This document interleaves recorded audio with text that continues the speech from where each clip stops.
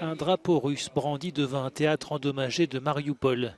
Malgré les ravages et les traumatismes de la guerre, la ville du sud-est de l'Ukraine, désormais sous contrôle russe, essaye de renouer avec la vie. Ses élèves ont repris les cours, assurés non plus en ukrainien, mais désormais en russe. La propagande de Moscou fonctionne à plein régime. Quand on donne un cours, on a l'impression que tout est comme avant tous ces événements. J'ai supplié ma mère d'aller à l'école.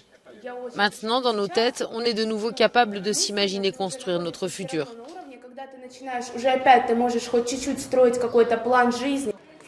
Un brin d'optimisme dans une ville défigurée par la guerre et désertée par une grande partie de ses habitants. Sur cette place, on vient chercher du pain, recharger son téléphone et écouter la télévision russe.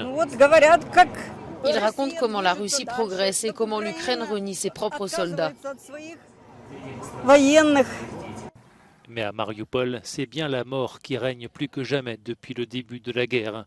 Des milliers de civils tués dans les bombardements ont été enterrés à la hâte dans des fosses communes. Valeria a perdu son mari.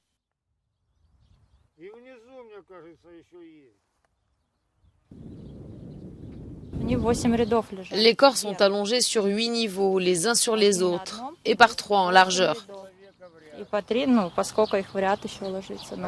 De nombreux cadavres retrouvés dans les immeubles en ruine jonchent encore les rues. Selon Kiev, environ 20 000 personnes ont péri à Marioupol, un chiffre aujourd'hui impossible à vérifier. Chaque camp se rejette la responsabilité de ce carnage. Les séparatistes pro-russes à Donetsk ont promis de reconstruire la ville, tout comme le maire en exil de Marioupol.